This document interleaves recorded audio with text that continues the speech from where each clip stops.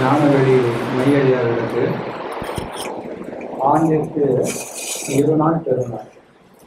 ஒன்று வேதம் இறங்கிய நாள் 14/9 இல்லையா? இன்னொன்று அக்டோபர் 19. இந்த 2 நாட்களும் நாம் கொண்டாட வேண்டும். இப்போ இன்னைக்கு வேதம் இறங்கிய நாளை பற்றி ஒரு சொன்னார் இல்லையா?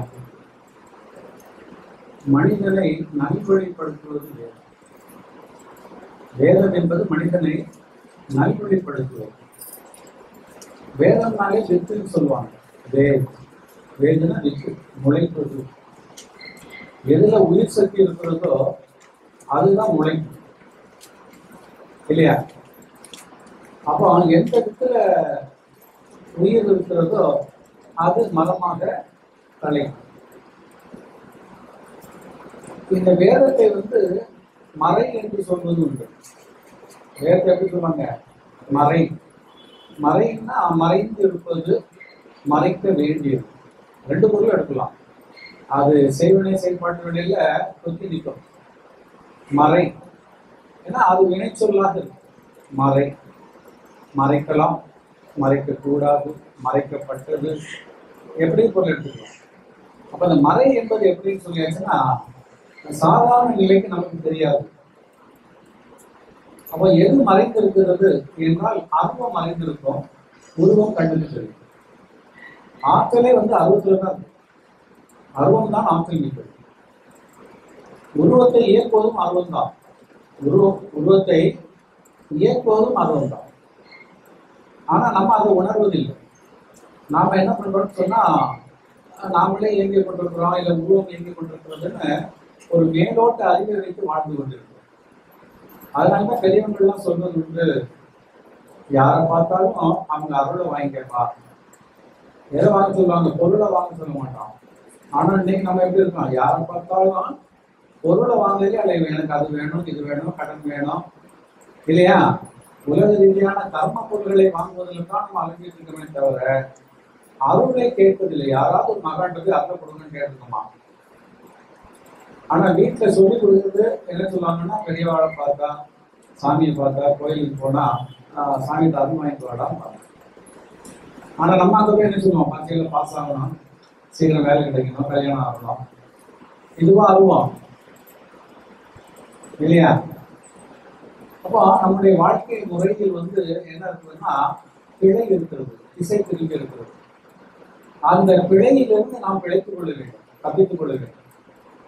அந்த திசை திருப்பப்பட்ட இடத்திலிருந்து நாம் சரியான பாதையை எட்ட வேண்டும். அதுதான் வாழ்க்கையில முக்கியம்.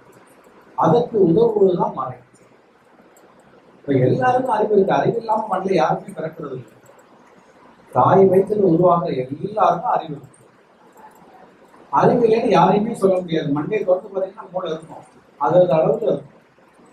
எல்லாத்துலயுமே 6600 செல் ஒரு மூளையில இருக்கும். 66,600 செல். இந்த 66,600 செல் குழந்தைக்கும் உண்டு, பெரியவாளுக்கும் உண்டு. ஆனா அது வேலை செய்தா செய்யலையாங்கிறத பொறுத்து தான் அதனுடைய ஆற்றல் தெரியும். அதனால படிச்சவன் படிக்காதவனுக்கும் மூளை உண்டு. மூளை இல்லாம யாருமே இல்லை. செயல்படுகிறதான் தான் பார்க்கணும் இல்லையா? அந்த செயல்பட வைப்பதற்கு தான் நமக்கு யார் வேணும்னா மகான்கள் தேவைப்படுகிறார். எல்லாருக்கும் அறிவு இருக்கு. அறிவு இல்லாம நம்ம வாழ்ந்துட்டு இருக்கு இல்லையா? ஆனா நம்ம போற பாதை சரிதானா, நாம சிந்திச்சிருக்கக்கூடிய கருத்து சரிதானா, அது நமக்கே தெரியாது. ஏன் தெரியாதுன்னா நாம என்ன பண்றோம்? அறிவு பூர்வமாக வாழவில்லை, மனப்பூர்வமாக வாழ்கிறது. எதை விரும்புகிறோமோ அதை அடைவதில் தான் நம்முடைய அக்கறை இருக்குமே தவிர விரும்புகிறதை பற்றிய சிந்தனை யாருக்கும் வருவதில்லை. நன்றாக ஞாபகம் வச்சுக்கோங்க. ஒரு பொருளை விரும்பினீங்கன்னா உடனேயே இது நமக்கு தேவையா தேவையில்லையா, இதனால லாபமா நஷ்டமா, இதை பெறதுக்கு எவ்வளவு சிக்கல் இருக்குது, பெற்ற பிறகு என்ன நிலை வரும், இதனால் பகைகள் உண்டாகுமா, இல்லை கிடைத்த பொருளை பாதுகாக்க முடியுமா, அதுக்கு ஆயில் எவ்வளவு, நமக்கு ஆயில் எவ்வளவு, இவ்வளவு கொஸ்டின்ஸ். இது நான் சொன்னது கம்மியான கொஸ்டின்ஸ். இல்லையா? சாதாரண ஒரு பொருளை அதை வாங்கறதுக்கு நினைக்கிற பொழுது, அதன் மீது ஆசைப்படுகிற பொழுது இத்தனை கேள்விகள் நமக்குள் எழ வேண்டும். எழுந்தால் உங்களுக்கு அறிவு இருக்குதுன்னு அர்த்தம். யாருக்காவது அப்படி எழுந்திருக்கா? நீங்க எழாமே சொல்லுங்க, உட்கார்ந்து. யாருக்காவது எழுந்திருக்கா? ஒரு பொருளை வாங்க போகிற பொழுது, இல்ல ஆசைப்படுகிற பொழுது, அது போல பார்த்தவன் சும்மா செஞ்சுக்கிட்டு இருக்கான், அவன்லாம் விவரம் இல்லை, இதெல்லாம் வாங்குவானா அந்த ஜென்மத்துல? என்ன சொல்லுவான்? இப்படிலாம் நினைச்சா வாங்க முடியுமாங்க? சட்டு போட்டு 4 பேருக்கு தெரியாம காரியத்தை முடிச்சுட்டு வரணுமா? இதுல போய் அலசி ஆஞ்சி யோசிச்சு அதுக்குள்ள எவனா வாங்கிட்டு போயிடுவோம் சொல்லி நம்மளை என்ன பண்ணுவான்? வெட்டிடுவான். வாழை மரத்தை வெட்டுற மாதிரி நம்முடைய அறிவை வளர விடாமல் தடுத்து விடுவான். எங்க கர்மா உண்டாகுதுன்னா இந்த இடத்துலதான் கர்மா வரும். கொத்த வரும். 1 2 இல்லை. சாதாரண ஒரு சின்ன எக்ஸாம்பிள் சொல்ல, நடந்த விஷயம். ஒரு இடம் வாங்க வேண்டும். ஏற்கனவே சொல்லியிருப்பேன் நினைக்கிற உபதேசம். ஒரு வீடு வாங்கணும். அப்ப அதுக்கு ஒரு நபருக்கு ஆசை, அந்த வீடு நல்லா இருக்கு. ஏன்னா ஊர்ல கொஞ்சம் ஒதுக்குப்புறமா இருக்குது, தோட்டம்லாம் இருக்கு, தென்னந்தோப்பு அது இதெல்லாம் சேர்ந்து வீடும் பழைய பங்களா மாடல்ல இருக்குது, ரொம்ப அழகா இருக்கு. அப்ப அந்த பங்களா வாங்குவதற்கு இவருக்கு ஆசை. இவருக்கு அந்த வசதியும் உண்டு, அது எவ்வளவு கேட்டாலும் கொடுக்கலாங்கிற மாதிரி என்ன பண்ணிட்டாரு. அப்ப அந்த அம்பாசிடர் கார் வச்சிருப்பாங்க. அம்பாசிடர் கார்ல அவருடைய மனைவி அழைச்சிட்டு போய் அப்படி 2 காட்டியிருக்காரு. இதை நான் வாங்கலாம்னு நினைக்கிறேன், நீ என்னம்மா நினைக்கிற? வேண்டான்னு சொல்ல போறா? சொல்லுவாங்களா நான் வாங்கலான்னா வேண்டான்னு? இல்லையா? நீ வேண்டானாலும் வாங்க சொல்லுது. ஏன்னா அவங்களுக்கு குடும்பத்து மீது அக்கறை இருக்கும். நமக்கு பின்னாடி நம்ம பாரம்பரியத்துக்கு வேணும்னு பார்ப்பாங்க. வேணும் விளையும்னு பார்க்கறதுலாம் பொம்பளைங்கிட்ட நிறைய இருக்கும், இல்லையா? அந்த அம்மா பார்த்தோன்னு சொல்லிச்சு, சட்டு புட்டுன்னு முடிச்சிருங்க. எப்படி? ஏன்னா ரொம்ப பிடிச்சி போச்சு. அது அந்த வீடு அப்படி உள்ள போனோன்னு அந்த கேட்டு இருக்கு, பெரிய கேட்டு. நான் போய் பார்த்துருக்கேன். அது உள்ள போனீங்கன்னா அப்படியே காரை கொண்டு நிறுத்த ஒரு ரவுண்டா ஒரு நீர் இதெல்லாம் அருவியெல்லாம் அந்த மாதிரி வச்சிருக்காங்க. சுற்றி காரை நிறுத்திக்கலாம். வீட்டுக்கு அப்புறம் கொஞ்சம் வீடை பெரிய வீடு. அந்த வீடு கட்டியிருக்கிறதே பார்த்தீங்கன்னா ஒரு 4 கிரவுண்டில் இருக்கும் வீடு. கன்ஸ்ட்ரக்ஷன் ஏரியா மட்டும் ஒரு 4 கிரவுண்ட்ஸ். அதுக்கு பின்னாடி ஒரு கெஸ்ட் ஹவுஸு, அப்புறம் தென்னந்தோப்பு. அங்கேயே நிறைய தென்னை மரங்கள் நிற்கிறது, மாமரம், கொய்யா மரம், அந்த மாதிரி மரங்கள் எல்லாம் வச்சு பார்க்க நல்லா காலார உள்ள நடந்து வரலாம், காலையிலேயே மாலையிலேயும். அப்படி ஒரு அமைதியான ஒரு சூழல். இந்த அம்மாவுக்கு பிடிச்சி போச்சு. உடனே சட்டு போட்டு வாங்கிருங்க. இந்த மனுஷனும் சரிட்டு வந்துட்டான். இப்போ என்கிட்ட வர்றார் யாரு? இந்த பொண்டாட்டிகிட்ட அப்படி வச்சுருங்க, ஞாபகம் இருக்கு. இந்த பொண்டாட்டி வீட்டு காட்டினார் இல்லையா, அவரு வர்றார். வந்து எனக்கு பழக்கமானவர் தான். அவர் வந்து இருக்கிறார். இன்னொரு பார்ட்டியும் வருது, நமக்கு தெரிஞ்ச நண்பர். அவர் அழைச்சிட்டு வர்றார். அவரு கேரளா பார்ட்டி, இவரு தமிழ்நாட்டு பார்ட்டின்னு வைங்களேன். அவரு வர்றாரு. அவரும் வந்தாரு. வந்து என்ன பண்ணாரு, மெதுவா ஃபேன் எல்லாம் ஆஃப் பண்ணி வராதாச்சு. அப்போ ஃபேன் எடுத்து இது ஃபோன் எடுக்குமா? வருதா? மைக்கு சார்ஜ் இருக்கா? கேட்குதா பேசுறது? சரி, அப்போ கேட்குறவங்க எல்லாம் கேட்குது.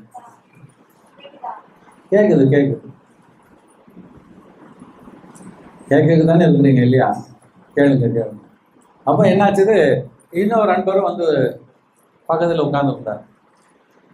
அப்போ சரி தெரிஞ்சவர் தானே இவர் இருக்கட்டும்னு சொல்லிட்டு புதுசாக வந்தவர்கிட்ட என்ன சொல்லுங்கன்னு.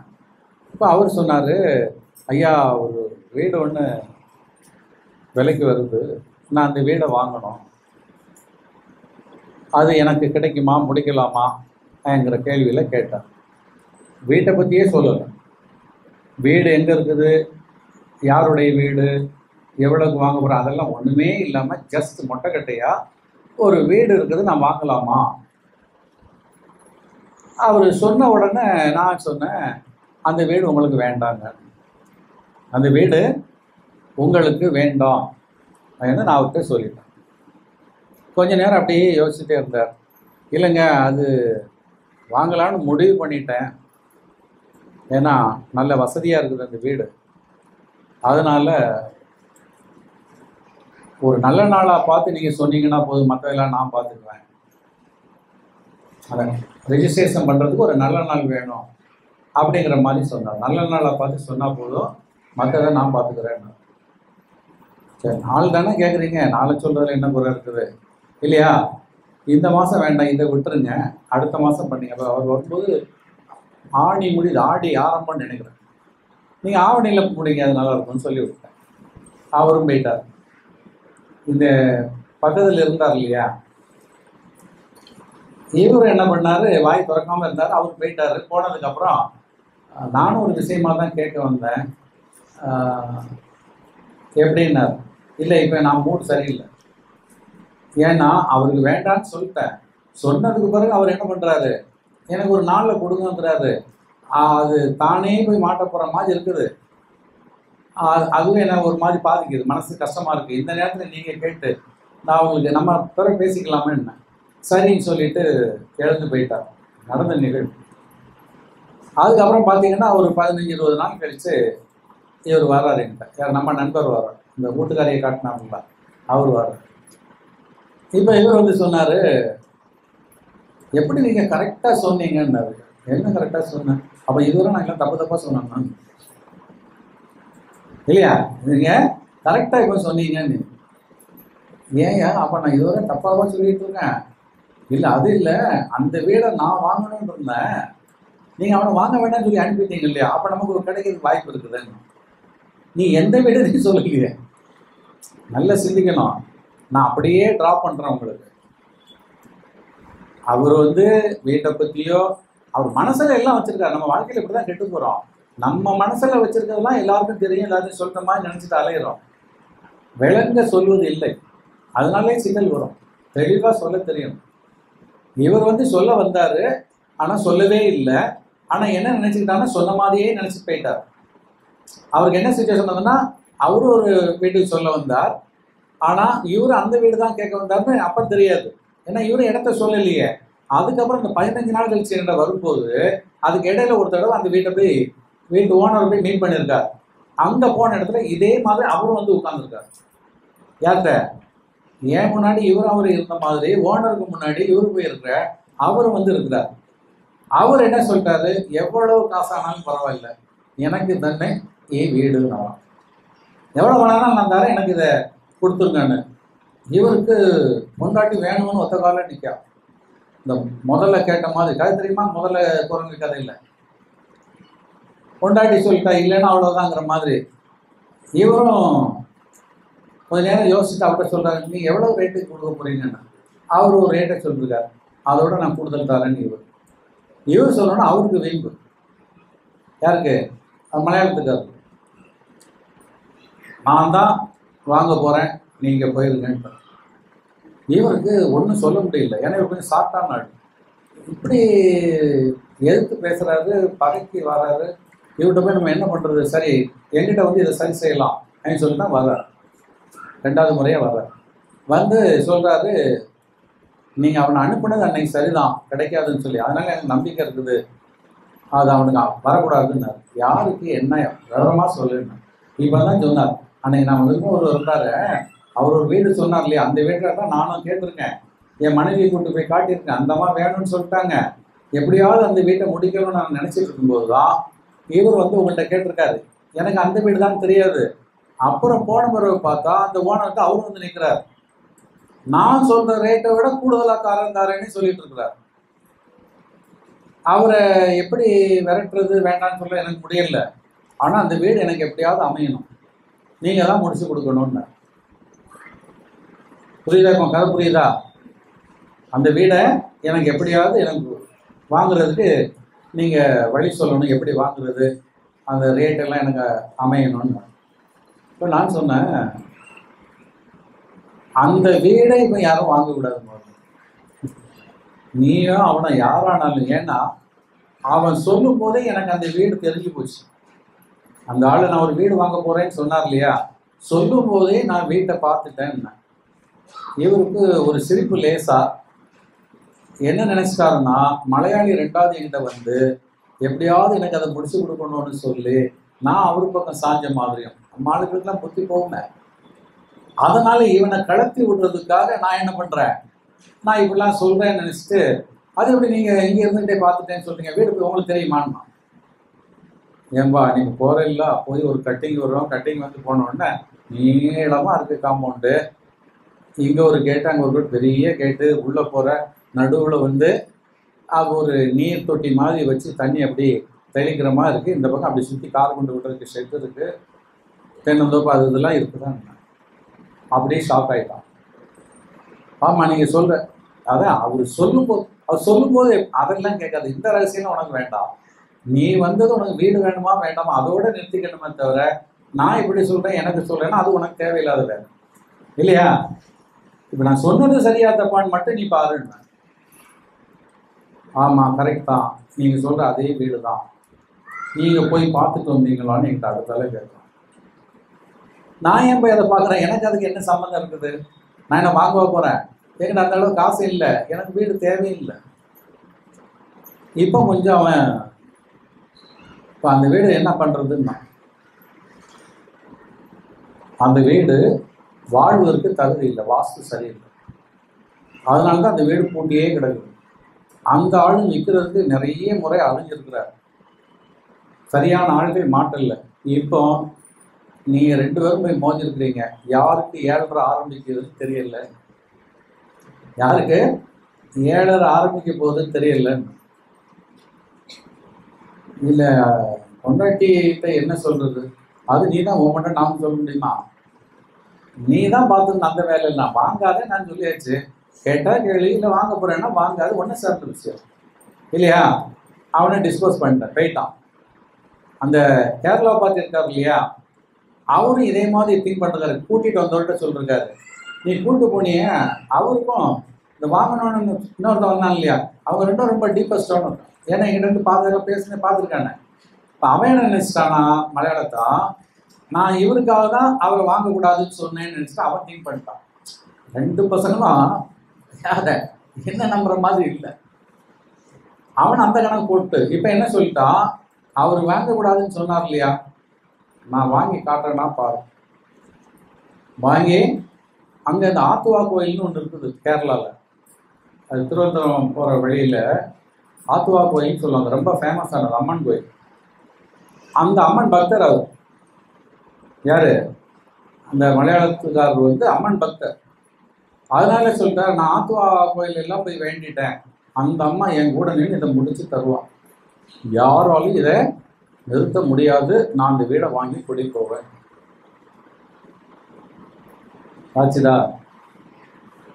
இதை யார் வந்து சொன்னான்னா, அவங்ககிட்ட கூட்டு வந்த நண்பர் இருக்கார், அவர் சொன்னார், அவர் வந்து வீரசபதம் போட்டாரு, ஆத்துவா கோயில் அம்மன் வந்து அங்கே வேண்டி நேர்ச்சிய கடன்லாம் வச்சிருக்காரு, எப்படியாவது அந்த வீட்டை வாங்கிடணும்னு சொல்லி. வாங்கினா வாங்கிட்டு போட்டுமா, இப்போ நமக்கு என்ன, இப்போ நம்ம வாங்க போகலையே, நம்ம வாங்க போனால் தான் பார்க்கணும், நமக்கு சம்பந்தம் இல்லையே, வாங்கினா வாங்கிட்டுன்ட்டேன், முடிஞ்சு போச்சு நிலைமை. நல்ல கவனமாக கேட்டுங்க, யாரும் கதையாது தான். நமக்கு ஏன்னா வாழ்ந்தவர்கள் தான் வாழ்பவர்களுக்கு பாடம் இல்லையா, வாழ்ந்தவர்கள் வாழ்பவர்களுக்கு பாடம், அதுக்காக பார்க்கணும். இப்போ இந்த மனுஷன் வாங்கிட்டார், ஏன்னா ஆத்துவா கோயிலுக்கு போயிட்டார்ல, எங்க போயிட்டாரு, ஆத்துவா கோயில் போயிட்டார். போனதுனால அந்த அம்மா கை கொடுத்துட்டா. எந்த அம்மா, ஆத்துவா கோயில் இருக்கக்கூடிய அம்மா கை கொடுத்துட்டா, அப்படிதானே. இந்த இடத்த நீங்க ரொம்ப சிந்திக்கணும். சாமி உதவும் உங்க நேரம் நல்லா இருந்தா, ஆனா நல்லது கெட்டதை சொல்லாது. சாமி நல்லது கெட்டதை சொல்லாது, ஒரு நல்ல நேரம் இருந்தா நடக்கும், கெட்ட நேரம் இருந்தா போயிடும். நீ என்ன சொல்ல, சாமி என்ன கொடுத்துட்டு வாங்கிக்கிட்டேன்னு சொல்லிட்டு தெரியுவேன். ஆனா ஒரு மகான்கிட்ட ஞானிகிட்ட நேரம் போகும்போது இவர் என்ன பண்ணுவாரு, நல்லது கெட்டதை பார்த்து, இப்ப நான் வாயை கொடுத்து வாங்கிட்டு இருக்கேன்ல, இப்ப என்ன என்ன சொல்லிட்டு இருப்பாரு, அவர் பக்கமே என்ன தலை வைக்க கூடாதுன்னு இருப்பாரு. ஏன்னா இப்ப கேட்டா நல்லதுன்னு சொல்ல மாட்டாரு, வாங்கக்கூடாதுன்னு தடுக்கிறாரு, அப்படிதான் நினைச்சிட்டு இருப்பான் இல்லையா. என்ன ஆகி போச்சுது, இடத்த வாங்கிட்டார். வாங்கி குடியும் போயாச்சு. எங்க போயாச்சு? வீட்டுக்கு குடியும் போயிட்டார். அவருக்கு ஒரே ஒரு பையன், ஒரு மனைவி. இவருக்கு அம்மா, ஒரு வயதான அம்மா. இவங்க அந்த வீட்டில் ஏற்கனவே பாறச்சாலையில வீடு இருக்கு, கரமனையில வீடு இருக்கு. திருவனந்தபுரத்தில் கொஞ்சம் நல்லா டெக்ஸ்டைல் பிஸ்னஸ் பண்ணிட்டு இருக்காரு. ஜவுளி கடை மாதிரி சாலை பஜார்ல பெரிய கடை வச்சிருக்கிறாரு. அதனால பணம் புழம்பு நிறைய. இப்ப இந்த வீட்டுல வந்து அவங்க குடி இருக்கிறாங்க. ஏன்னா வீடு ரொம்ப பார்க்க ரொம்ப அழகா இருக்கும். ஆனா வீடு ராசி கிடையாது. அதாங்க நல்லா இருக்கிறதுலாம் நல்லது இல்லை, நல்லா இல்லாதது கெட்டதும் இல்லை, இல்லையா? நல்ல இல்லைன்னா கூட நமக்கு ராசியா இருக்காங்க. நீங்க அதை மட்டும் ஞாபகத்துல வச்சுக்கீங்க. எதையும் நல்லது கெட்டதுன்னு ஒதுக்காதீங்க. உங்களுக்கு உதவமான மட்டும் பாருங்க, இல்லையா? நல்லதா இருக்கிறது மட்டும்தான் நமக்கு வேணும், நல்லது இல்லாதது வேண்டாம்னு எந்த காலத்துல நினைக்கிறீங்க. ஏன்னா தொடப்பு கட்டை பார்க்க அசிங்கமா தான் இருக்கும், தேஞ்சு போய் தான் இருக்கும். ஆனா அந்த தொடப்பு கட்டை தான் பெருக்கிறதுக்கு உதவும், இல்லையா? நல்ல இருக்குன்னு சொல்லிட்டு பட்டுப்புடவை போட்டு வீட்டை ஆக முடியுமா? அதனால நல்ல இருக்கிறது நல்ல இல்லைங்கிறது ஒரு பக்கம் வச்சுட்டு நமக்கு பயன்படுமா பயன்படாது அந்த கேள்வி தான் நமக்கு வேணும். இப்ப இவர் அந்த வீட்டு குடி போயிட்டார் மனைவி பையனோட. போய் ஒரு 10-15 நாள் இருக்கும், 2 வாரம் இருக்கும். தோட்டத்துல ஒரு பெரிய கருணாகம். பையன் கிணத்துக்கு குளிச்சுட்டு இருக்கும்போது பின்னாடி வந்து காலில் ஸ்பாட்ல பையன் அவுட். முடிஞ்சுதா? பையன் ஸ்பாட்ல அவுட். பையன் சேர்த்த சோகம் அந்த அம்மாக்கு, இவருக்கு வீடே அப்படியே வந்தவங்கலாம் குற்றம் விசாரிக்க வராங்க 2 வாரத்திலே. அதுக்கப்புறம் பார்த்தா அந்த மனைவி பாத்ரூம்ல போனதுல வழுக்கி விழுந்து மண்டையில் அடிபட்டு போமா. கேரளா ஜிஹெச் கொண்டு போயிட்டாங்க. பையனை இழந்த சோகத்துக்குள்ள 1 மாசத்துக்குள்ள மனைவி என்ன ஆயிட்டா, ஹோமோ ஸ்டேஜ்ல கேரளா ஜிஹெச்ல. அங்க இருக்கிறதா இங்க இருக்கிறதா? வீட்டில் வயதான பாட்டி மட்டும். இப்ப இந்த அம்மாவை கூப்பிட்டு பழைய வீட்டில் கொண்டு வைக்கிறதா இல்லை? இப்ப வீடு சும்மல்லாம் இருக்குது. அப்போ வேலைக்காரங்க 2 பேரை வச்சு அம்மாவை பாட்டியை பார்த்துக்குங்க, அம்மா பார்த்துக்குங்கன்னு சொல்லிட்டு இவர் ஹாஸ்பிட்டல்லையே எவ்வளோ நாளுக்கு இருக்கிறது. கொண்டு போகும்போதே கோபம் தான். அவனு ட்ரை பண்ணோம்னா அப்படியே பெட்ல இருக்கிறாங்க, சார்ஜஸ் ஓடிக்கிட்டே இருக்கு. இந்த அம்மா வீட்டில் இருக்காங்க இல்லையா, இந்த அம்மாவுக்கு என்ன ஆகி போச்சுதுன்னா, நல்லா இருந்த பையன் என் பேரன் பறி போயிட்டான், என் மருமக விழுந்து ஹோமோல இருக்கிறா, ஏன் இந்த வாழ்க்கை, இந்த நிம்மதி இல்லாத வாழ்க்கைன்னு சொல்லி இந்த அம்மா கிணத்துல போய் குடிச்சிச்சு. எங்க போயிட்டு, அந்த வீட்டுக்கே வாஸ்து சரியில்லாத இடம் கிணறு தான். அந்த அமைப்பு பையன் கொத்து வாங்கினதும் கிணத்துக்கிட்ட தான். அந்த கிணத்து தண்ணி மோட்டர்ல வந்து தான் இந்த அம்மா வலிக்கு விழுந்தது. பாட்டியும் போய் எங்க போயிட்டா, கிணத்துல விழுந்தாச்சு. அம்மாவையும் கொண்டு எரிச்சாச்சு. இப்ப இந்த ஒரு ஆள் மட்டும் எப்படி இருக்கும் வாழ்க்கை? அவ ஜிஹெச்ல இருக்கிறா, மனைவி வீட்டுக்கு கூட்டு வரவும் முடியாது, அங்க விட்டுட்டு வரவும் முடியாது. இங்க அம்மா இறந்தாச்சு, அம்மா கொண்டு எரிச்சாச்சு, பையனும் போயாச்சு. இது ஒரு 6 மாசம் ஓடி இருக்கு. இந்த 6 மாசத்துல தாடி இதுவரை வந்தது. வரும்போது நல்லா நம்ம யார் மாதிரி சகதேவனா, சகதேவன் சின்ன கடையில் வச்சிருப்பாரு. சோமனா பாத்தியா, எங்க கை வைக்கிறாங்க இல்லையா? சரி யாரும் வச்சுக்கோங்க, எதுக்கு நான் உண்மையில நமக்கு நல்ல அழகா என்கிட்ட வரும்போது நல்லா மொழன்னு இருந்தவர் இப்ப நெஞ்சு வர தாடி இருந்துச்சு. அவருக்கு ஞாபகம் என்ன ஆயிட்டுனா என்ன பார்க்கணும்னு ஒரு உணவு இருந்தது. இப்பதான் அந்த ஆத்துவா கோயில் அம்மா இருக்காள்ல, அந்த அம்மா அனுப்பி வைக்கிறார். இந்த மாதிரிலாம் மாட்டிக்கிட்டனே, எனக்கு ஏன் தெரியல, பையனை கொடுத்தேன், மனைவி கிடக்குறா, அம்மாவை போயிட்டா, உங்ககிட்ட சொல்லிட்டு தானே வாங்கினா, அம்மா சொன்னால வாங்கினேன், உங்ககிட்ட சொல்லிட்டு தானே வாங்கினேன்னு இவர் சொல்றார். அப்பதான் ஒரு நினைவு வருது, அந்த மனுஷன் வேண்டாம்னு சொன்னார் இல்லையா, அது ஏன் வேண்டாம்னு சொன்னார், இதெல்லாம் அவருக்கு தெரியுமா? அப்ப அவர்கிட்ட போய் கேட்போம்னு சொல்லிட்டு ஆத்துவா கோயில இருந்தே கார் எடுத்துட்டு நேரம் எங்க வர்றாரு, எங்க வீட்டுக்கு வர்றோம். பார்த்தா தாடி இவ்வளவு இருக்குது. அந்த ஃப்ரெண்டையும் கூட்டு வர்ற, அவன் திட்டி வர, நான் கூட்டு போக மாட்டேன்னு சொல்லி அப்புறம் வந்துட்டாங்க. பார்த்தா எனக்கே பரிதாபமா தான் இருக்கு, ஏன்னா இதெல்லாம் அப்பவே நான் பார்த்தாச்சு எப்பவுமே. ஆனா அப்ப சொன்னா நம்புவாங்களா? எல்லாம் பட்டம் பெறுவதுதான். நீங்க படத்துக்கு முன்னாலே விழிச்சிங்கன்னு சொன்னா கேட்க மாட்டேங்கிறீங்க. இதுதான் கர்மா. அதுக்குதான் நம்பிக்கை வேணும், நம்பிக்கை வேணும், நம்பிக்கை வேணும்னு சொல்றது. முதல்ல நீங்க சாமியை பத்தி பார்க்காதீங்க, தெய்வங்களை பத்தி நினைக்காதீங்க. அதெல்லாம் உங்களால முடியாது, தேவையே இல்லை. கோயிலுக்கு போறது கூட தேவையில்லை.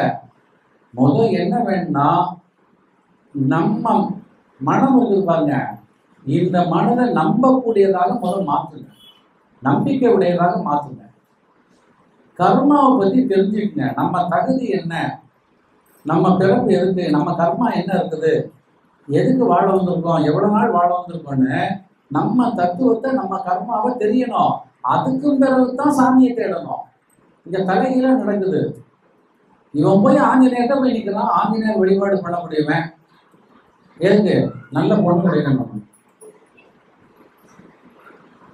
எந்த சாமிகிட்ட என்ன வேண்டணும்னு இருக்குதா இல்லையா? அவன் சாமி ஒண்ணுன்னு சொன்னா ஒரே சாமியோட நிறுத்திருப்பாங்களே, ஏன் ஏகப்பட்ட சாமி வச்சிருக்காங்க? அம்மன்லயே பார்த்தா 1000 அம்மன் இருக்க, பச்சையம்மா, இல்லையம்மா, செல்லியம்மா, அந்த அம்மன், இந்த அம்மன், எத்தனை அம்மன் வச்சிருக்காங்க? அம்மன் ஒண்ணுதான், மனுஷன் தான் 1000. நல்லா ஞாபகம் வைங்க. இறைவன் ஒண்ணுதான், மனிதர்கள் தான் கோடிக்கணக்கா இருக்கான். இந்த கோடியான மனுஷன் இறைவனையும் கோடிங்கிறாங்க. பிரச்சனை அதுதான் சிக்கல். இந்த ஒவ்வொரு மனுஷனும் எப்படி இருக்கிறான்னா ஒவ்வொரு குணத்துல இருக்கிறான். யாரும் ஒத்த குணத்தில் இல்லை. புருஷன் கொண்டாடியும் கிடையாது, அம்மா பிள்ளையும் கிடையாது, இருக்க முடியவே முடியாது. 100%. அப்பா போல பிள்ளையோ, அம்மா போல பிள்ளையோ, மனைவியை போல புருஷனோ நவர் இல்லையா? அப்போ ஒவ்வொருவரும் நீங்க ஒவ்வொரு தத்துவத்துல ஒரு குணத்துல இருக்கிறீங்க. இந்த ஒவ்வொரு தத்துவத்துல ஒரு குணத்துல இருக்கிற பொழுது உங்க அளவுக்கு ஒரு பொருள் என்ன பண்ணிடுறீங்கன்னா பிரிக்கிறீங்க. எனக்கு இந்த பக்கம் வேணும், எனக்கு இந்த பக்கம் வேணும், எனக்கு தலை வேணும், எனக்கு கால் வேணும்னு நீங்க உங்க பார்வைக்கு தக்கவாறு பிரிச்சு அதுக்கு ஒரு வேஷத்தை போட்டு, இது மாங்காட்டாம, இது திருவேற்காட்டாம, இது திருச்சி சமயபுரத்தாமன்னு நீங்க வேஷம் போட்டு இருக்கிறீங்க. அம்மன்கிட்ட இல்ல வேஷம். வேஷம் யாருக்கு இருக்குது? உங்கள்கிட்ட இருக்குது, உங்க மனதில் இருக்குது. நல்ல புரியும். நீங்க தனித்தனி தத்துவம். நீங்க நல்லா பார்த்தா தெரியும், கண்ணுல கோளாறுனா அவங்களுக்கு கலர் வேறையா தான் தெரியும். ஆனா நம்ம எல்லாத்துக்கும் தெரியும் ஒரே கலர், அது ப்ளூ கலர். ஆனா கருப்பும்பாங்க, கருப்பு இல்லை ப்ளூ தான். ஆனா இவங்களுக்கு தெரியுது, நீங்க என்ன சொன்னாலும் அங்க ஏறாது. ஏன்னா அவங்களுக்கு தெரியுது. அவங்களுக்கு எப்படி தெரியுது? கருப்பாக தெரியுது.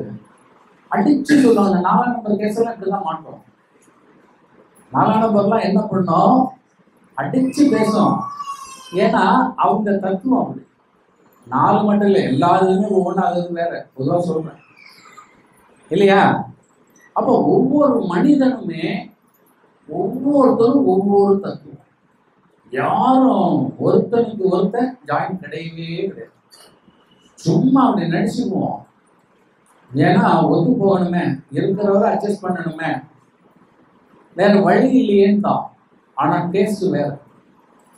குணத்துல, மனத்துல, நிறத்துல, வாழ்க்கையில, போற இடத்துல, எல்லாத்துலயுமே வேற. எந்த வகையிலையும் கிடையாது. அப்போ ஒவ்வொரு மனிதனும் ஒவ்வொரு நிலையில் இருக்கிறார்கள். நன்றாக சொல்லுங்க இல்லையா? இப்ப இங்க அந்த ஆத்வா கோயில் அம்மன்கிட்ட போய் நின்று சாமி கும்பிடும் போது அங்க என்ன நினைவு வந்தது?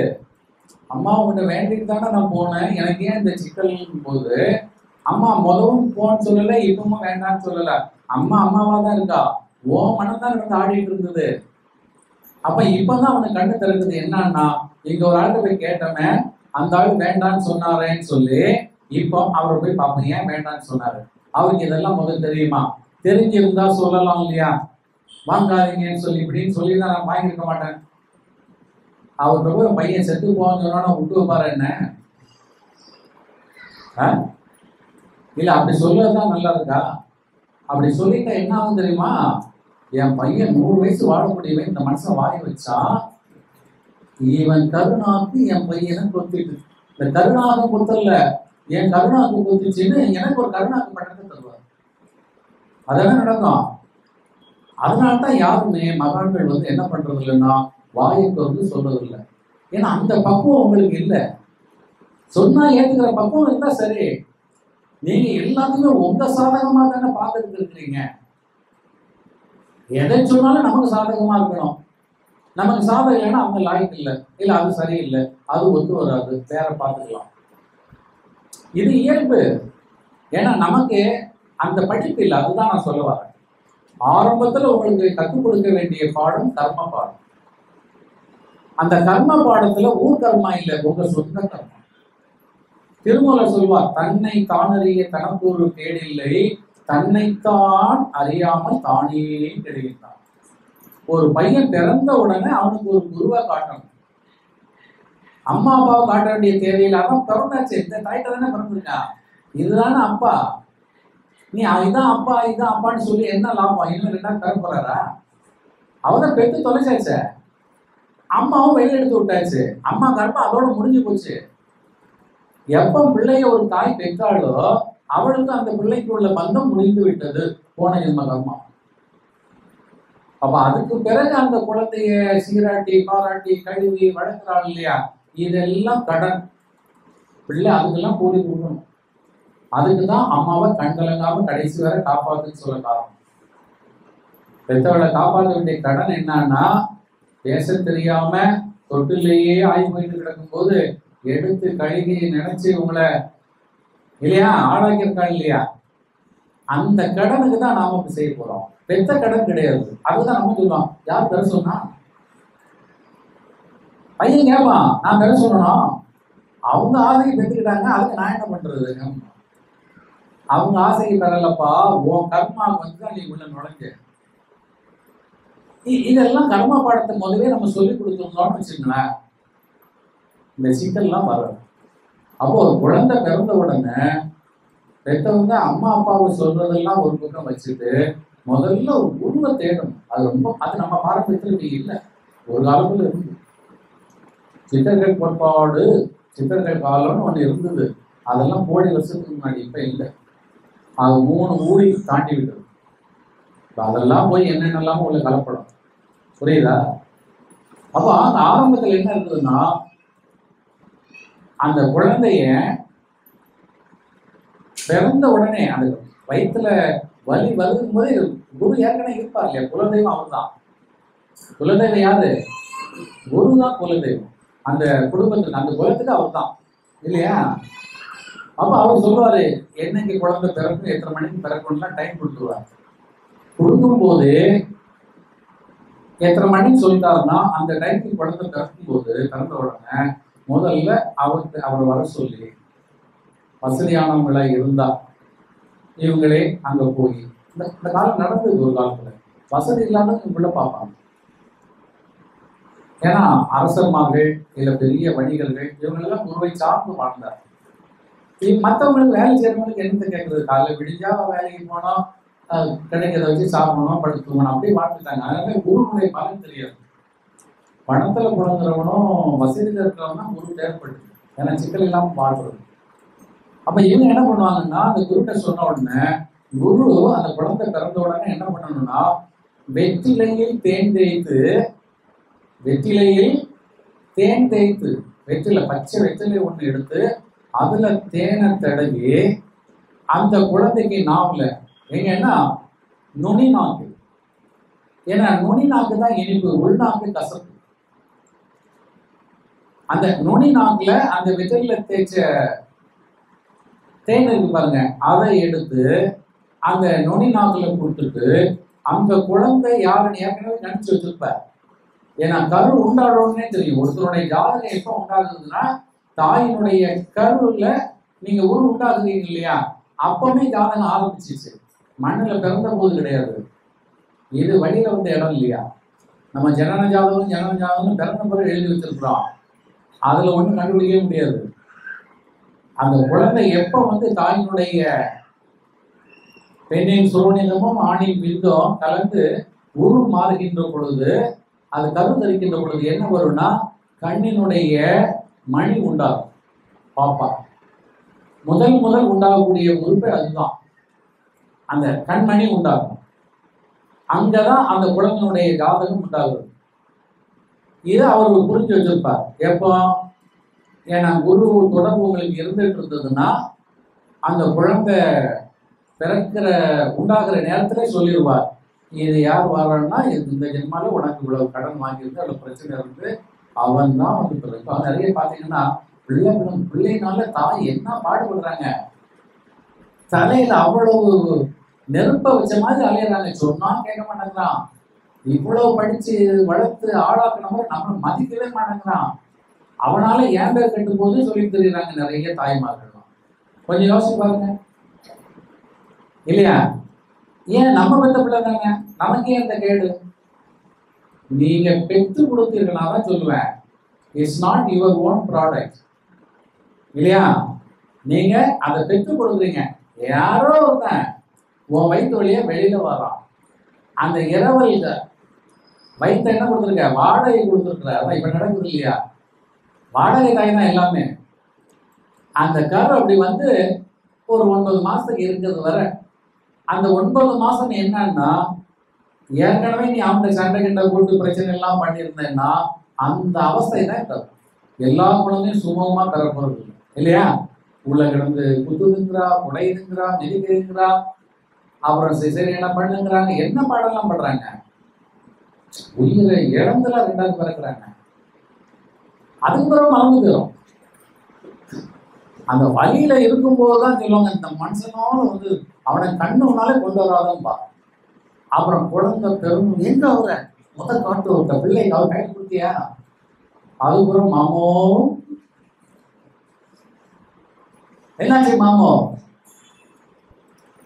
ஏன்டே, ஏன்னா நமக்கு ஒரு பொண்ணு தானே இருக்குது, ஒரு பையன் வேண்டாமா, இது கதை போடும் சரிதானா. இப்படி என்ன ஆயிடுதுன்னு சொன்னா, அந்த வலி நோய்கள் எல்லாம் அதுக்கப்புறம் மறந்துடணும். அப்ப வயிற்றுல வந்தவன் யாருன்னா, ஏற்கனவே கடன்காரன் உங்களை அவ்வளவு அவஸ்தைப்படுத்தியாச்சு.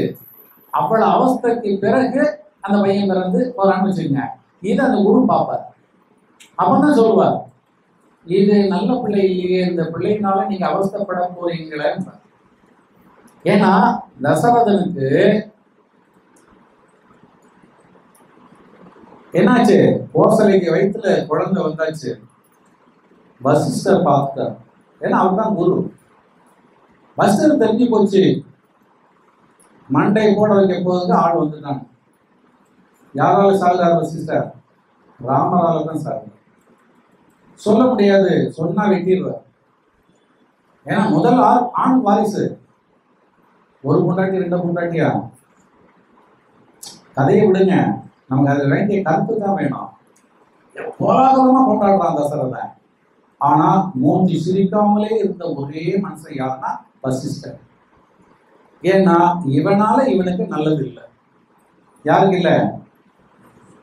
கடைசி இறந்தது கூட சாவு கூட இல்ல. தசரதன் எல்லாம் கொண்டு எரிச்சாச்சு. இவன் எங்கேயோ ஆத்தங்கரையில உட்கார்ந்து இருந்து என்ன கொடுக்குறான், தீயை கொடுப்பார் ராமன். அவ்வளவுதான். இது இந்த கூத்தெல்லாம் யாருக்கு தெரியும்னா குருக்கு தெரியும். நன்றாக சிந்திக்கணும். அப்ப அந்த குரு என்ன பண்றாருன்னா, இந்த குழந்தை இதுக்குதான் வந்திருக்குன்னு சொல்லி தெரிஞ்சுக்கிட்டு அதுக்கு தக்க பேரை அவர் வைக்கணும். ஏன்னா நாமும் ரொம்ப முக்கியம். நமக்கு ஒரு பேர் உங்களை வாழ வைக்கும். உங்களுக்கு பேர் உங்களுக்கு அமையலைன்னா உங்களுக்கு கிடைக்கக்கூடிய வாய்ப்பு எல்லாம் கெட்டு போயிடும். இப்போ ஒரு பொண்ணு இருக்கிறா, பரமேஸ்வரி அல்ல ராமேஸ்வரி அல்ல ராஜேஸ்வரி என்ன ஒரு அம்மனை பார்த்து வச்சிருவாங்க. ஆனா அந்த பொண்ணுடைய தத்துவப்படி இந்த பாராமாலாம் இருக்கக்கூடாது, காஞ்சனான்னு இருக்கணும். காஞ்சனான்னு வந்தாதான் அவ சைனாவா. இந்த ராமேஸ்வரி பரமேஸ்வரி ஜெகதீஸ்வரி இதெல்லாம் வச்சா வரமாட்டா. ஆனா குடும்பத்துல எங்க பாட்டிக்கு பேர் தான் வைப்பேன். அம்மா ஒரு பக்கம் கூடி அப்பா ஒரு பக்கம் 2 பேரும் சமாளப்படி அவர் பேரை வச்சிருந்தாங்க. பிள்ளையும் பிறந்து வருது. வாழ்க்கையில பாத்தீங்கன்னா அவ்வளவு அவசரப்படும். நினைச்சதெல்லாம் நடக்காது. நம்ம நினைக்காததெல்லாம் இழுத்துட்டு போகும். இது காரணம் எது? தேரும் ஒரு காரணம். இப்ப அந்த பொண்ணு கல்யாணத்துக்கு நிக்கிற பொழுது இந்த வாழ்க்கை உனக்கு அமையாதுமா, இது தப்புன்னு சொல்லி ஒரு குரு கிடைச்சு உன் பேரை காஞ்சனான்னு மாத்துன்னு சொல்லிட்டா லைஃப் மாறும். இது பெண்ணுக்கு மட்டும் இல்லை, ஆணுக்கும். ஆண் பெண் எல்லாத்துக்குமே அவர்களுக்குரிய பெயர் அவர்களுக்கு வேண்டும். இந்த இயற்பெயருக்கு அப்பா போட்டதுன்னா தாத்தா போட்டது. தாத்தாக்கு என்ன தெரியும், அப்பாவுக்கு என்ன தெரியும்? நான் அப்பா அம்மாக்களை குறை சொல்லல. நீங்க ஞானத்துல எடுக்கிற பொழுது ஞானத்துல உங்கள் ஒரே உறவு குருதான். குருக்கு மட்டும்தான். ஆனா அது உண்மை குருவாக இருக்க வேண்டும். படிச்சுட்டு வந்தவங்க எல்லாம் லாய்க்கப்படாது. அவங்க உங்களோட மோசமா இருப்பாங்க இல்லையா? ஒரு ஜோதிடத்தை நீங்க படிச்சீங்கன்னு வச்சுங்களேன், குருவும் படிச்சுட்டு வந்திருக்கிறாருன்னா பேரு குருசாமியா இருக்கும். அதனால குருவாயிட மாட்டாங்க. நீங்க அவருக்கு மேல சொல்லுவீங்க. நல்லா பாருங்க, ஜோதிடக்காரனை விட இந்த கண்ட இடத்துல எல்லாம் போய் ஜோதிடம் பார்த்துட்டு இருக்காங்களா, அவன் சூப்பரா சொல்லுவான். இவர் சனி கேதுங்கிற பொழுது, சாமி எனக்கு ராகு தசை நடக்குது சாமிப்பான். ஏன்னா இவன் எல்லாம் கேட்டு வச்சிருப்பான். இந்த வைத்தியன்ற 10 வைத்தியத்தை பண்ணா நம்மளும் ஆறு வைத்தியம் ஆகும். 10 ஜோதிட நம்ம சொல்றோம், நம்மளும் ஜோதிடம் தான் வந்துடலாம். இப்ப ஜோதிடம் இருக்கிறவங்க எல்லாம் அப்படிப்படுறாங்க. நான் மீட் பண்ண பிறகு ஏன் இதுல மாட்டீங்கன்னு எத்தனை வேத்த கேட்டு அலைஞ்சு அதுக்கப்புறம் முடிவு பண்ணேன், நம்மளே ஜோசியம் கற்றுக்கிட்டு நம்மளே பார்த்துக்கலான்னு. நானும் புக்கோட வாங்கி நிறைய புக் வாங்கி படித்தேன். இப்போ ஓரளவுக்கு எனக்கு தெரிஞ்சு போச்சு. இதையே பொழப்பாக்கிடலாமான்னு ஒரு பெரிய ஜோதிடர் சொல்றாங்க. இதையே பொழப்பாக்கிடலாமான்னு சொல்லி ஆக்கிடலாமான்னு சொன்னார். எனக்கு பகையன்னு இருந்தது. சாமி நீங்க உங்களுக்கு கத்துக்கிட்டது வர சரி, அது வர கரெக்ட். ஏன்னா நம்ம படத்தை நாம தான் தெரிஞ்சுக்கணும். அடுத்தவன் சொல்றதை விட அவன் கர்மா உள்ள வந்துடும். நம்ம தெரிஞ்சிருந்தா நமக்கு அது பலன் கொடுக்கும். நான் சொல்ல முடியுதா? அப்ப நீங்க என்ன பண்ணிட்டீங்க, நீங்க உங்களுக்காக தெரிஞ்சுக்கிட்டத ஊருக்காக கொடுக்குறீங்க. அது சிக்கல் வரும்னு மிகப்பெரிய ஜோதிடர் தமிழ்நாட்டுல சென்னையில எல்லாருக்கும் தெரியும். நான் கூட இன்னொரு பெரிய விஐபி ஹோட்டல்ல சந்திக்கிறோம். அப்ப என்ன பாப்பா வந்திருந்தார். அந்த நண்பருக்கு அவர் ஜோதிடம்லாம் சொல்லிட்டு இருக்கும்போது இந்த அவருடைய வரலாறு நான் கேட்டேன். அவர் பார்க்கும்போதே எனக்கு அவருடைய டோட்டல் லைஃப் ஹிஸ்டரியே வந்துச்சு. அவர் அதனால கேட்கிறாரு, சார் உங்க ஜாதகம் இருந்தா கொடுங்களேன், நான் பார்த்து சொல்றேன்னு. ஜாதகம்லாம் எனக்கு வேண்டாம். ஏன் அதெல்லாம் நம்பிக்கை கிடையாதான்னாரு. நம்பிக்கையெல்லாம் ஒன்றும் இல்லை, எதுக்கு இப்போ ஜாதகம் எதனால இப்போ கேட்குறீங்கன்னு. இல்லை உங்களுக்கு உங்கள் லைஃப்பை பற்றி சொல்லணும்லான்னாரு. அப்போ தான் சொன்னேன், முதல்ல உங்கள் லைஃப்பை பாருங்க. அப்போ சிரிச்சுட்டா சொன்னார், இந்த தான் சார் நடந்தது. என் லைஃபுக்காக நான் ஒவ்வொரு தண்டையா அலைஞ்சு நிறைய ஜோதிடர்கிட்ட பெரிய பெரிய ஆளுகிட்ட எல்லாம் வேற ஒவ்வொரு ஊரா போய் பார்த்து அங்கெல்லாம் கற்றுக்கிட்ட விஷயங்கள். அப்புறம் நம்மளே ஜோதிடம் கற்றுக்கலான்னு நானே புக்கெல்லாம் வாங்கி ஏடெல்லாம் படித்து கற்றுக்கிட்டு இன்னைக்கு நம்பர் 1 இருக்கிறேன். அப்போ இதையே பொழப்பாக்கிடலாமான்னு தொழில் ஆக்கிக்கிட்டேன். நல்லா சம்பாதிச்சு கார் வீடெல்லாம் இருக்குதுன்னா. அப்போ எனக்கு பாதி லைனுக்கு வந்துட்டார். இப்போ மெதுவாக அவர்கிட்ட சொன்னேன், நீங்க உங்களுக்காக தேடுறீங்க, அது வர சந்தோஷம்தான். உங்களுக்கு உணரணும்னு சொல்லி நீங்க கத்துக்கிட்டீங்க இல்லையா? ஆனா உங்க கர்மாவை அடுத்தவங்க திணிக்க கூடாது.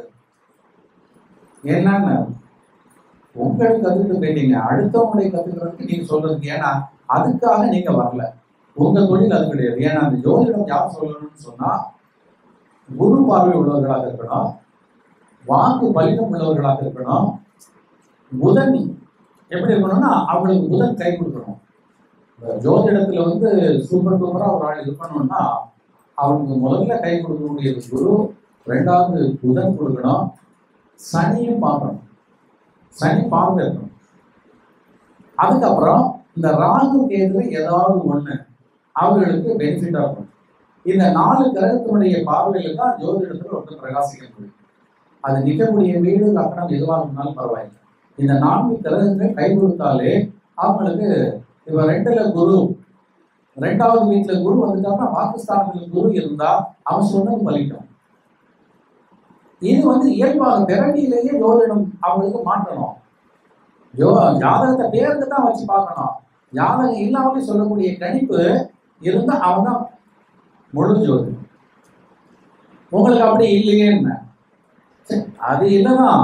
ஆனா இப்ப எனக்கு எல்லாம் சொல்ல முடியுமே என்ன, உங்களை பத்தி உங்களுக்கு சொல்ல முடியாது. ஏன் நல்லதானே இருக்கிறேன். அவங்க ஓப்பனாவே சொன்னேன், தூக்கு போட்டு சால்வ் பண்ணுங்க. ஓப்பனா சொன்ன, கோபம் வச்சு என்ன சபிக்கிறீங்களான்னு. அதுதான் நான் தான் முதல் சொன்னேன். உண்மைகளை நம்ம சொல்லும் போது ஏத்துக்கிற பக்குவம் இருக்காது. உடனே நம்மளை எதிர்ப்பா பார்த்துருவாங்க.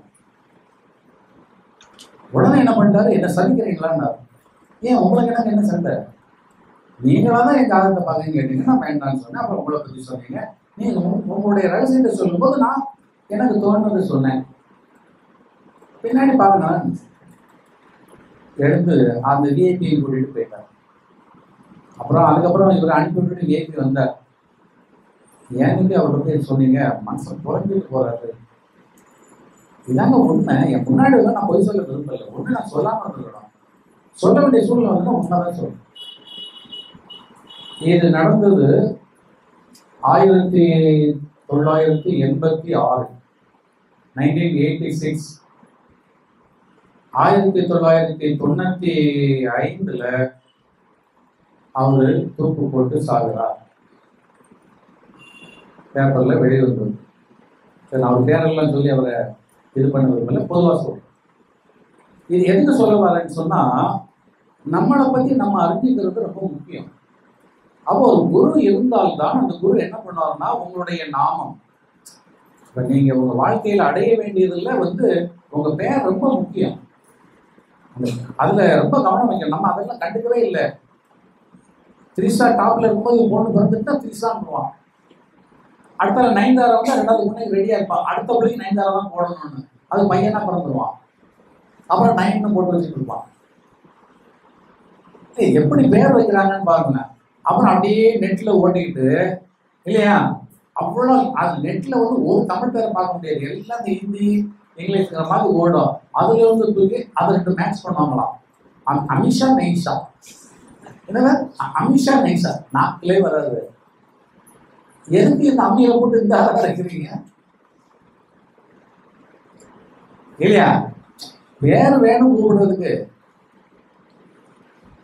அந்த பேர் எதுக்குன்னு சொன்னா அவருடைய ஜீவனை தொடங்கும். அந்த பேர் உங்கள்கிட்ட பதிகிற பொழுது உங்க உயிர் அந்த பேர்ல இருக்கும், தொடங்கும். கூப்பிட்ட உடனே என்னன்னு சொல்லி அப்படி கண்ட பேரெல்லாம் வச்சு அவனுடைய தன்மையில உங்கள்கிட்ட வரும், அந்த கர்மெல்லாம் வரும். சரி, இதை விட்டுருவோம், இது ஒரு தனிப்பாடம் இல்லையா? கதை வேற எங்கெல்லாமோ போயிடுச்சோ. ஞாபகம் தானே இருந்தீங்க? நான் ஞாபகம் இருக்கேன், நீங்க ஞாபகத்தில் இருக்கீங்களா? இப்ப நம்ம ஆளு எங்க இருந்து வராது, ஆத்வா கோயில் இருந்து வர்றாரு இல்லையா? ஆத்வா கோயில் இந்த நினைப்பு வந்துட்டு இந்த மனுஷன் ஏன் நம்மகிட்ட சொன்னாரு சொல்லி ஃப்ரெண்ட்ட கேட்டோன்னா ஃப்ரெண்ட் என்ன பண்ணிட்டாரு, வாங்க போகலான்னு சொல்லி அழைச்சிட்டு வந்துட்டார். வந்தோடனே அப்பதான் சொன்னேன், தாடி ஞாபகம் சொன்னேன் இல்லையா? தாடி நெஞ்சு வர தாடியில் வந்து நிற்கிறார். எனக்கு பார்க்கும்போது பரிதாபமா தான் பாவமாக தான் இருக்கும். ஏன்னா அவ்வளோ கலையா இருந்தார். நான் இதான் சொன்னேன் இல்லையா, ஹரிகிருஷ்ணா மாதிரி. ஹரிகிருஷ்ணா தான் சொல்லுறது யோசிச்சுட்டு இருந்தேன், பேர் தான் நல்ல மண்ணுன்னு இல்லையா? வெளியில போகும்போது ஆட்சிமா டிக்கா அவன் மாதிரி தான் முதல் வந்தார். அப்புறம் பார்த்தா வேற யாரோ மாதிரி தாட்டி வச்சுட்டாரு. இப்போ என்னன்னு கேட்டார். உடனே அவரு சிம்பிளே இல்லை, உங்களுக்கு இதெல்லாம் தெரியாதான்னு கேட்டார். அவ்வளவுதான், சிம்பிளா கேட்டார். നിങ്ങൾക്ക് அறிவில உங்களுக்கு இது தெரியுமா தெரியாதாங்கிற மாதிரி மலையாளத்தை தமிழும் சேர்த்து நீங்கள் அறிவில்லையான்னு. தெரிஞ்சுதான் சொன்னேன், நீங்க இந்த வீடு வாங்க வேண்டாம். நீங்க என்ன சொல்லிட்டு போனீங்க, நான் வாங்கியே ஆகணும். அப்ப நான் தடுக்க முடியுமா? உங்க பணம், உங்க பணம், நீங்க வாங்குறீங்க, உங்களுக்கு ஆசை உங்களுக்கு இருக்குது. வர்றதுக்கு முன்னாடியே இதுதான் நிறைய பேர் தப்பு பண்றாங்க. அவர்கிட்ட ஒரு வார்த்தை கேட்டு போமேங்கிறாங்க. அவர் யாரு, அவர்கிட்ட கேட்டா அதுபடி நம்ம நடக்க முடியுமா, நடக்க தயாரா, இதெல்லாம் சிந்திக்கிறதே இல்லை. வரம் வாங்க போய் சாபத்தை வாங்கின மாதிரி நிறைய பேர் அப்படி வந்திருக்காங்க. போறதுக்கு முன்னாடி இப்ப அவர் சொன்னா சரியா இருக்குமா தப்பா இருக்குமான்னு முதல்ல முடிவு பண்ணும். அவர் சும்மா ஏதோ சொல்லுவாரு, ஏன்னா அப்ப ஏன் நீங்க போறீங்க? அவர் சரியா சொல்ல மாட்டீங்கன்னா போகக்கூடாது. இல்ல நம்ம கரெக்டா சொல்லுவாருன்னு சொன்னா கடைபிடிக்கணும். ஆனா நீங்க எப்படி போறீங்கன்னா, நமக்கு இது வேணும், அவர் வாயில இருந்து வந்துடட்டும், வாங்கிக்கங்கன்னு சொல்லணும். அப்ப அதுக்கு என்ன கொடுக்கணும்னாலும் கொடுக்கலாம், லஞ்சம் கொடுக்கணும். அவங்க மனசுக்குள்ள எப்படி போகுதுன்னா, எதையாவது கொடுத்து ஆள் அப்படி கமித்து அப்படி பண்ணணும் என்கிற நினைவில் அவங்க என்ன பண்ணுவாங்க, அது ஒரு ட்ராக் ஓடும். என்ன பண்ண முடியும்? அந்த மனுஷனும் என்ன பண்ணிட்டான், நான் வாங்கியே தீர்வேன்னு சொல்லும்போது நான் என்ன பண்ணிட்டேன், வாங்கினா வாங்கிக்கன்னு சொல்லி விட்டேன். வாங்கினது என்ன மாட்டிக்கிச்சு. ஏன்னா அந்த அமைப்பு எனக்கு தெரியும், உள்ள போனா குடியிருக்க முடியும். இப்ப யாருக்கு ஜாதகத்துல வீக் இருக்குதோ, இப்ப இதே பையனுக்கு இன்னொன்னு வச்சிருக்கேங்க, இதே நான் உங்களுக்கு விளக்கிடுறேன். என்ன நடக்கணும்னு உங்க கர்மால இருக்கிறதோ, உங்க மனதுல பதிவு இருக்கிறதோ அதுதான் நடக்கும், அதை மீறி நடக்காது முதல். ஆனா நடக்கக்கூடியதுல நமக்கு சாதகமா மாத்துறதுக்கு ஞானிகளால மகான்களால முடியும். இதை நீங்க ஞாபகம் வச்சுக்கணும். இப்ப இவருக்கு பையனுக்கு வாழ்க்கையில பாம்பு கொத்தணும்னு ஜாதகத்துல இருக்கு. பாம்பு கொத்தம், ஆனா அந்த கொத்ததுனால சாகுறானா பிழைக்கிறானான்னு இருக்காது.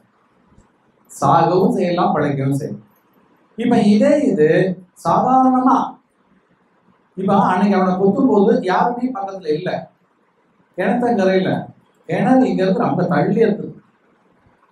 கொத்துனோன்னு உள்ள ஏறிட்டு கொஞ்ச நேரத்துல இவன் முதல்ல கவனிக்கல, குளிக்கிற இதுல தண்ணி ஓடிட்டே இருந்தது இல்லையா, காலை வச்சு நல்லா தேய்ச்சிட்டு இருக்குன்னா அது சிறுவன் ஏறிச்சு, விழுந்தான். அப்புறம் குளிக்க போன பையனை காணும்னு சொல்லிதான் அம்மா கொஞ்சம் நேரம் கழிச்சு பார்த்தா பையனை காணும். அப்புறம் இங்க பார்த்தா கிடக்குறான் வாயில நுழைஞ்சு பண்ணி. அதுக்கெல்லாம் தெரியுது பாம்பு தீண்டிடுச்சுன்னு. இப்ப இது அவன் ஜாதகப்படி பாம்பு குத்துறது இருக்கும். இப்போ இந்த வீட்டுல போக வேண்டாம்னு சொல்லுகிற பொழுது அதை வாங்காம ஏற்கனவே அவங்க இருந்த வீட்டுல இருந்து அவன் வெளியில போகும்போதோ எங்கேயோ இந்த பாம்பு லேசா பட்டினா அடுத்த நிமிஷம் கூட்டு போய் ஹாஸ்பிட்டல கொண்டு போய் காப்பாற்றவும் செய்யலாம். ஆனா இந்த வீட்டுல அண்டங்கா ரசம் அபுல்கா போனா போனோம். புரியுதா உங்களுக்கு? நீங்க சாதாரண ஒரு தரையில விழுறதுக்கும் ஒரு சதுப்பு நிலத்துல விழுறதுக்கும் வித்தியாசம் இருக்குது. புதக்குழியில காலை விட்டுட்டீங்கன்னா தூக்கவே முடியாது. சும்மா கொஞ்சம் அப்படி சேரு சகதியமா இருக்கிற இடத்துல விட்டா கூட வந்துடலாம். அந்த வீடை ஆளை முழுங்குற வீடு. அப்ப அங்க கூட நீங்க உள்ள வச்சீங்கன்னா என்ன ஆக முடியும்? அதுக்குதான் நான் சொன்னேன், அந்த வீடை வேண்டான்னு சொன்னேன். அவருக்கும் சொன்னேன், இவருக்கும் சொன்னேன், நம்ம நண்பருக்கும் சொன்னேன். புரியுதா உங்களுக்கு? இப்ப அவர் என்ன பண்ணிட்டாருன்னா, எனக்கு ஆத்துவா அம்மன் கை கொடுக்குறான்னு. ஆத்துவா அம்மன் கை கொடுக்காது. ஏன்னா ஒரு சித்தர்கிட்ட போய் ஒரு விஷயம் கேட்டுட்டீங்கன்னா எந்த சாமியும் எந்த கோள்களும் குறுக்க நிற்காது. நல்ல ஞாபகம் வச்சிருக்கணும்.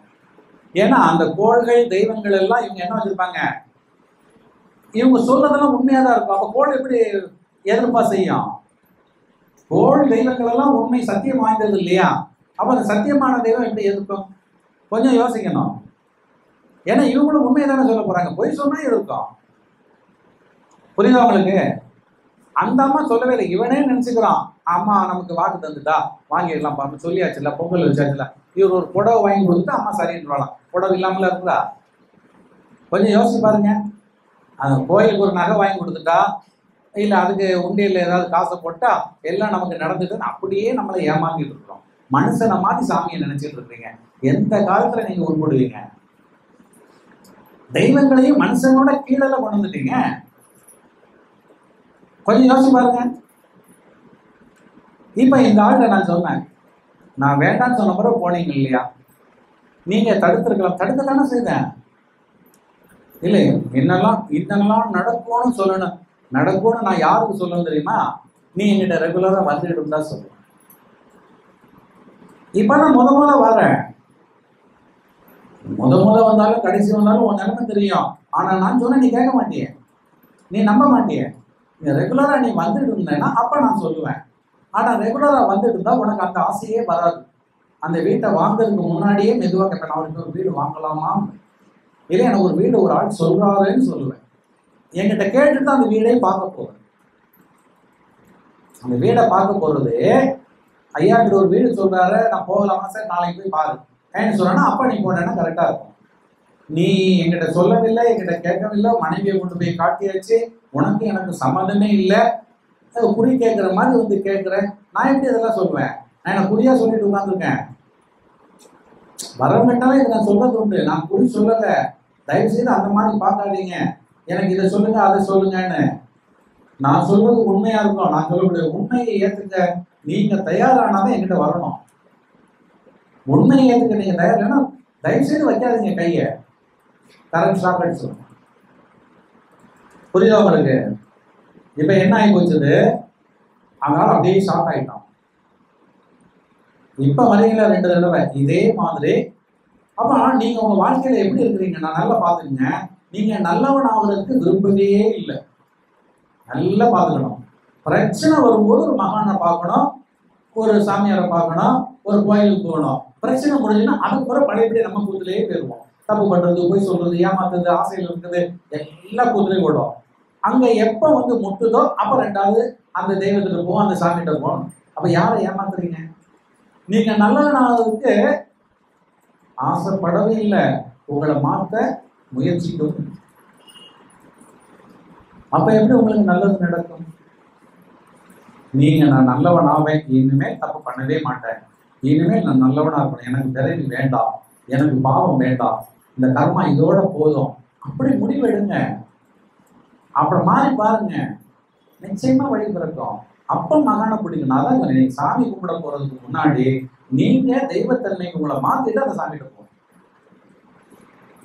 அப்பதான் சாமி கை கொடுக்கும். நீங்க அந்த தெய்வத்தை பத்தியே தெரியாம நீ மனசு அரக்கத்தன்மையில இருந்துட்டு தெய்வத்தை உதவுன்னு சொன்னா எப்படி உதவும்? உடனே என்ன பண்ணுவான், அந்த சாமி லாய்க்கலன்னு இன்னொரு சாமி தேடிடுவான். அடுத்த நிமிஷம் என்ன அந்த கோயில போயிட்டு இருந்தேன், அது ஒண்ணுமே நடக்கலைங்க, சரியில்லைங்க, அதனால இப்ப இந்த அம்மா சொன்னா இந்த அம்மாட்ட போறேன்னு. நீ எங்க சுத்தி யாருக்குன்னு அந்த அம்மா அங்க இருந்துட்டு தான் இருப்போம். இதைதான் சொன்னேன். நீங்க வந்து முதல் உணர வேண்டியது, ஒவ்வொருவரும் தனித்தனி கர்மா, ஒவ்வொருவருடைய தத்துவமும் தனித்தனி. உங்கள் பிறப்புக்கு ஒவ்வொருவருக்கும் உங்க கர்மா அப்படி உங்களுக்கு பிறப்பு வந்திருக்குது, அதுதான் உங்களுக்கு நடக்கும். அதுல மாறவே மாறாது. அப்ப நீங்க கத்துக்க வேண்டிய பாடம் உங்களை பற்றிய பாடம், உங்க கர்மாவை பற்றிய தெளிவு உங்களுக்கு வேண்டும். நல்ல ஞாபகம். இதை யார் சொல்லிக் கொடுப்பான்னா அவங்கள்ட்ட நீங்க போகணும். இது பாடம், பள்ளிக்கூடத்துல படிக்கிற மாதிரி. ஆனா பக்தியில இந்த கூத்தே கிடையாது. எந்த சாமி கும்பிடலாம், நீ வேண்டது வேண்டலாம், சாமியில வேண்டவே வேண்டாம், சும்மா 2 கண்ணத்துல அடிச்சா போதும். 2 கண்ணத்துல அடிச்சா எளிமைப்படுத்தி கொடுக்குறாங்களாம். எளிமைப்படுத்தி வீணாலாம் இருக்கிறாங்க. எக்ஸசைஸ் பண்ணனா உட்காரணும், எந்திக்கணும், கை காலை தூக்கணும், அப்பதான் எக்ஸசைஸ். அதெல்லாம் ஒண்ணு வேண்டாம். நீ செத்து அங்க போய் நின்று அப்படியே ஒரு கும்பிடு போட்டுக்க, உனக்கு எல்லாம் சரியாகும்னா இந்த கும்பிட்டையும் கும்பிடு போட்டு வந்துட்டு இருக்கான். வருமா? எந்த காலத்துல வரும்? இப்ப ஆரோக்கியமா இருந்தாலும் நான் நல்லா தானே இருக்கேன், நல்லா தானே இருக்கேன்பா. அப்புறம் எக்ஸசைஸ் பண்ண வேண்டிய இடத்துல எக்ஸசைஸ் பண்ணணும், படிக்கக்கூடிய இடத்துல படிக்கணும். இது பாடம். ஞானம் என்பது அறிவியல், அறிவு இயல். வாழ்க்கையிலே அறிவியல், அறிந்து நடக்கக்கூடியது. வாழ்க்கையில அறியாம கால வச்சுக்கிட்டா சதிக்கிடுவீங்க. நல்ல ஞாபகம் வச்சுருங்க. ஒரு பெண்ணை திருமணம் பண்ணுவது, ஒரு வீட்டுல போய் குடி இருக்கிறது, ஒரு ஊருக்குள்ள நம்ம குடி போவது, ஒரு தொழில இறங்குவது எல்லாத்துலயுமே நமக்கு ஞானம் வேணும். சும்மா போய் இறங்கிட முடியாது, மாட்டிக்குவோம். அப்ப இதுக்குதான் யாரு வேணும்னா குரு வேணும் இல்லையா? அப்ப அந்த குரு கிடைக்கும் போதுதான் உங்களுக்கு என்ன பண்ணுவாருன்னு சொன்னா, மறைந்து இருக்கிற உங்கள் வாழ்க்கையை உங்களுக்கு வெளிப்படுத்துவார். அதுதான் மறைபொருள். மறைந்திருக்கிற பொருள் எது? உங்களுடைய வாழ்க்கை. அதை தான் மறை மறை மறைன்னா அதுதான் வேதம். பொது வேதம் யாருக்கும் தேவையில்லை. சுக்லாம்பரதரம் சசிவர்ணம் சதுர்புஜன் 1 கோடி பேர் சொல்றான், உனக்கு என்ன லாபம்? நான் மந்திரத்தை குறை சொல்லல, நல்ல ஞாபகம் வச்சுக்கங்க. உன் கர்மாக்கு என்னன்னு பாரு, அதுக்கு என்ன மந்திரம் பாரு, உன் தனி மந்திரத்தை தெரிந்து கொள், தப்பித்து விடுவாய். நான் ஒரு உதாரணத்தை சொல்றேன். விஜயகாந்த் வாழ்க, ஜெயலலிதா வாழ்க, கருணாநிதி வாழ்க, பகவத்சிங் வாழ்க, சும்மா ஒரு 10 பேரை சொல்றேன். நான் வாழ்ந்துருவேனா? விஜயகாந்த் முதலமைச்சராக இருந்தால் யாராவது சொன்னா அவர் வாழ்க வாழ்க்கைன்னு சொன்னாருன்னா சரி, அவருக்கு ஏதாவது ஒரு 10,000 ரூபாய் கொடுக்குமா? இல்லை, ஜெயலலிதா இருக்கும்போது நான் வாழ்க வாழ்க்கைன்னு சொல்லினா ஏதாவது நம்ம செய்யன்னு சொல்லலாம். நடக்கலாம், நடக்காம தெரியலாம். நான் வாழ்க்கை சொல்லணும்னா நான் வாழ்ந்துருவேன்னு கிடையாது இல்லையா? நான் வாழ்க்கை சொல்லும்போது யாருக்கு போதும்? அது கேட்கறவங்களுக்கு யாரு புகழ்த்தமா இருக்கும்?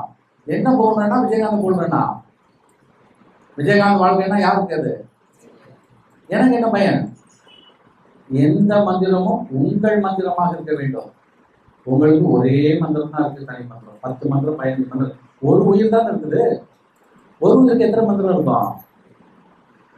இதுவே இன்னும் நம்ம தெரியலையே. உங்க உயிர் உங்க மந்திரத்துல ஓடிக்கிட்டே இருக்குது. அதுதான் கீ கொடுத்த பின் நம்பர் ஒவ்வொருவருக்கும். இப்ப ஒண்ணு இல்லை, உங்க பிரீத்திங்கே உங்க சார்ட்டை பாத்தீங்கன்னா எல்லாருக்கும் ஒரே மாதிரி போகாது, ஒரே மாதிரி போகவே போகாது. ஒவ்வொரு ஆளுக்கும் வேறு இருக்கும்.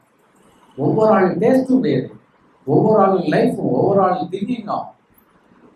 அப்போ உங்க மந்திரத்தை நீங்கள் சொல்லியிருந்த பொழுது மட்டும்தான் உங்க மைண்டை கண்ட்ரோல் பண்ண முடியும். உங்க மனதில் இருக்கக்கூடிய பதிவுகளை நீங்கள் அறிய முடியும்.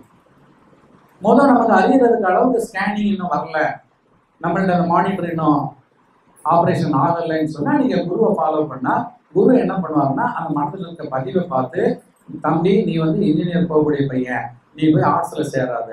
இல்லை இன்ஜினியரிங் போறான்னா உனக்கு அது லைஃப் இல்லை, நீ வந்து எங்க போற அக்கௌண்டன்ட் ஆகக்கூடியவன், நீ பேசாம எம்பிஏயோ சிஏ போய் ஜாயின் பண்ண உனக்கு சொல்லி கொடுப்பார். அப்போ அந்த குரு சொல்லிக்கிற பொழுது அதை போல நீ சிஏ போய் சேர்ந்தா லைஃப்ல சூப்பரா இருவீங்க. இல்லை எங்க அப்பா சொன்னாரு, எங்க பக்கத்து வீட்டு பையன் இன்ஜினியர் தான் படிக்கிறேன், இன்ஜினியர் படிச்சா இங்க ஒருத்தன் வந்து சொல்லியிருப்பாங்க கதை, 40 பேப்பர்ல 38 பேப்பர் போட்ட அரியர், இன்னும் 2 பேப்பர் என்னன்னு கேட்டா இனிமேல் தான் எழுதணும்னா. எழுதுனதெல்லாம் அரியர்ல, எழுத வேண்டியது இவன் என்னங்க இன்ஜினியர் ஆகுறது. அப்புறம் அப்பாட்ட சொன்னவன் அப்பா பையனை போட்டு முங்கி இது தேவையா? அவன் முதவே வந்து அதை பார்த்து செய்ய வேண்டாமா? அதுக்கு பிறகு நீ படிச்சதெல்லாம் போதுங்க, சர்டிஃபிகேட் எல்லாம் கழிச்சு தூர போட்டுட்டு அவனை கொண்டு பிஏல சேர்க்கிறார். எப்போ பிஇ 4 வருஷம் முடிச்ச பையனை பிஏல போய் ஜாயின் பண்ணி கரஸ்பாண்டன்ஸ்ல 3 வருஷம் பிஏ படிச்சு அப்புறம் 2 வருஷம் எம்பிஏ படிச்சு 5 வருஷத்துக்கு பிறகு ஜாப் போறான். ஸ்டார்டிங் சம்பளமே 75,000 ரூபாய் ஹைதராபாத்ல. இப்ப லைஃப் எங்கே போயிடுச்சு? இதுதான் அவனுக்குள்ள வாழ்க்கை. நீங்க அதை விட்டுட்டு என் பையன் இன்ஜினியர் ஆகணும் நீ ஆசைப்பட்ட இன்ஜினியர் அவனை மட்டும் வச்சா அவன் அப்படிதான் இருப்பான். அப்ப இதெல்லாம் காரணம் உங்களுக்கு குரு கிடைக்காததுனாலையும் குரு பார்வை இல்லாததுனாலையும் வந்து சீக்கிரம் இல்லையா?